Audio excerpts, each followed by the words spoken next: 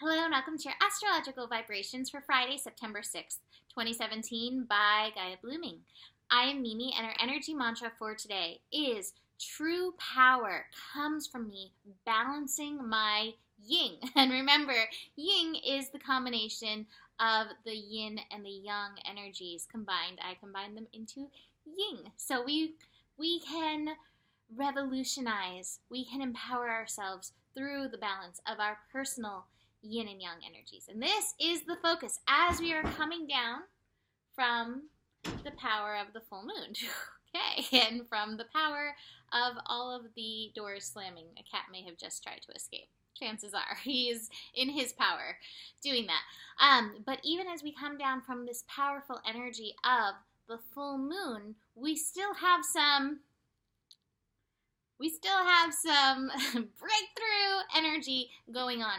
We have today the second Evolution Revolution Day of Sun in Libra. Evolution Revolution days are when Uranus takes the lead. Uranus is liberation. Uranus is breakthrough. Sometimes Uranus triggers us to bring forth this liberation, this breakthrough, the revolution, evolution energy. And that's what it is. It's always about revolutionizing ourselves. And sometimes these triggers are necessary in order to get us to the place where we're prepared to break through. Because oftentimes we are more comfortable to sit in our discomfort than to go through the process of birthing, whatever that may be. So, strong Uranus energy from that, and also strong Uranus energy as this still largely full moon energy connects with Uranus today. So, the breakthrough is strong today. Now, my message yesterday was there is enough love in the world for you. What if you applied this message to your triggers? I did not speak this in the horoscope, but I did write this. When this message came through, there is enough love in the world for you. There's enough love in the world for me. I had anxiety about something start popping up within me. And I applied, there is enough love in the world for you, to that anxiety. And it immediately shifted and brought me into a more grounded state within me where I wasn't flying through all the mental reasons why something was uncomfortable and not fair and didn't feel good. So I encourage you, as these triggers come up, honor these triggers, honor what they're doing for you, notice where they're trying to take you, but then also bring them that message. There is enough love in the world for you, because love is going to be a very strong theme over these next 4 days. We are finishing up. Did I see September 6th, by the way? It is October 6th. I see right here that I have September 6th written down. It is October 6th. Okay. Sorry. It's like retrograde in my head right now. Anyways, what we have over these next 4 days from October 6th through October 10th is Jupiter, 29 degrees Libra. We have been working the last 13 months of Jupiter in Libra, and over this time, we have been working the process of self-love. We have been working the process of worth. And so with Jupiter now at this final degree, 29 degrees for these next 4 days, self-love will be key. This will be the key to your empowerment to take us into Jupiter and Scorpio. Jupiter and Scorpio at its highest is empowerment. But there are going to be fears. There are going to be root chakra issues that we are all going to need to tend to. Survival stuff that we need to tend to. You need a good foundation of self-love. And to get into that good foundation of self-love, there may be, you need to, not even there may be, over and over these next couple days, remind yourself there is enough love in the world for you. And as we go through, like I said, Jupiter at this final degree and the moon in Taurus, there's going to be worth stuff that we're going to have to be processing, looking at. And every time this worth stuff comes up and threatens to be like, you're not worth it, these things you do aren't good enough, I'm not talented enough, my art isn't good enough, or whatever these voices in your head are doing, come, tend to those wounds, show up for that, and remind yourself what you are. You are the soul of the universe, and your name is love, and that there is enough love in the world for you, and that you, in fact, are love. And tend to this. True revolution comes from balancing your yin energy. How are you showing up?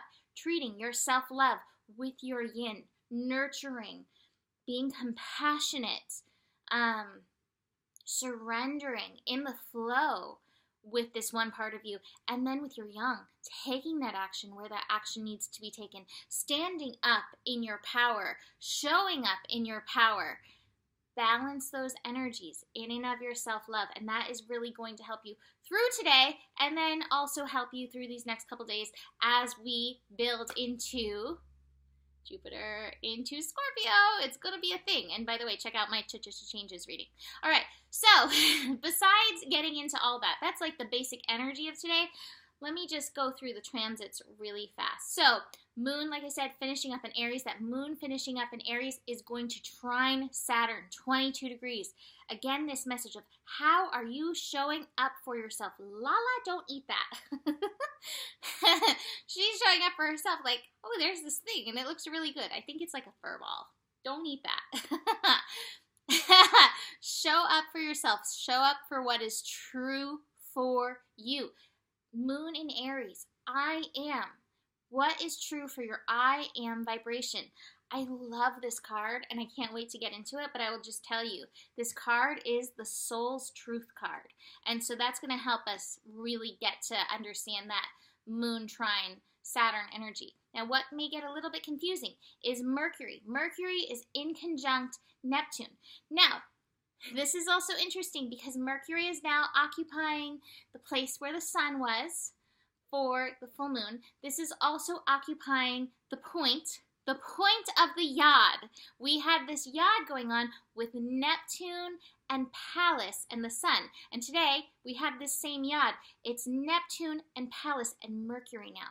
There is some information coming in.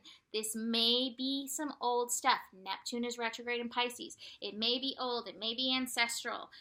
Regardless, it is important for you. And my feeling is it's going to be important for you understanding your consciousness in balance and how it's working. And I feel like it's probably going to be a part of this breakthrough that you go through. But it may trigger you at first. In fact, it may feel like a burden, this knowledge at first. It may feel like a burden because my feeling is that you're not really going to know what to do with it. I feel like you're going to get this like download or this information in your head, and you're going to be like, what do I do with this? I don't know what to do. Help. That's just it. Ask the universe for help. That's the other key with the Neptune energy. It's like, okay, I get this information. What can I do with this? How am I meant to show up for this? How am I meant to show up for this in my soul's truth? Ask the universe that, and then show up in your balanced power of your yin and yang. The yin energy, surrendering, listening, and the yang, ready to take the steps according to what you bring in information-wise. And then, like I said, Moon conjunct Uranus, breakthrough. Now, just being realistic, people may feel triggered today. And there may be some, there may be some lash out moments, especially with this, almost full moon. It's going to be waning, but still, it's very much in her fullness. The emotions are up. Connecting with Uranus, there may be some lashing out energy. What the world needs is kindness. What the world needs is love. Obviously, we do need to process our pain and go through these things, but I don't think that the world itself needs any more pain lashed onto it right now. So be really conscientious of where you bestow your triggers and where you bestow your lashing out. And if you feel that energy within you, tend to your volcanoes. Do the inner work, talk it out, write it out, dance it out, move it out. A lot of times, and with the Aries energy, there needs to be physical action, major physical action to get these energies out. So show up for yourself physically to help process the stuff. You can always take a bath too. That's a nice physical action. Leaning back in the bathtub or taking a shower, releasing. There's so many ways of releasing. What's going to work for you? What will empower you? What will you show up for to honor yourself and prove that self-love energy? That's the moon, opposite Jupiter. Show up for yourself. Don't let the anger pull you out of yourself. Don't let that anger pull you out of your power. Let it help motivate you into showing up for yourself. Jupiter, 29 degrees, so important. And then, like I said, that moon shifting into Taurus for the next 2.5 days. What time is it shifting into Taurus? It is shifting at 4:56 p.m. Worth, self-love, 2.5 days. Really focus on what you can do for yourself to show yourself and prove to yourself over and over that there is enough love in the world for you, because you can prove it to yourself and you will benefit from proving it to yourself. So, the burden and let go along with breakthrough. Along with, I love these cards, so cool. The Fool and nothingness. This to me is like, here's the information coming from the nothingness, coming from Spirit. Spirit is sending information. It is going to help shift your course. But what you think of it at first, maybe a little bit triggery. Maybe a little bit triggery. You're like stuck in the old way of thinking about this. Let go of the old way that you're thinking about this thing. You will have this breakthrough and begin this new Fool's journey in alignment with the soul's truth. And I am actually going to read this. So, soul's truth energy. I listen to my soul's simple truths and allow my life to unfold naturally. And I'm going to read this because I really do like this. My soul is moved by the simple truths and authenticity.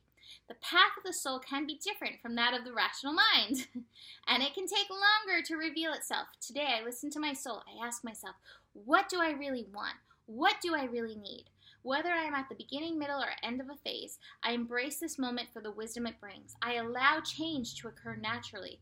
I wait to see what unfolds, what shows up for me. I give space to the unknown and to myself.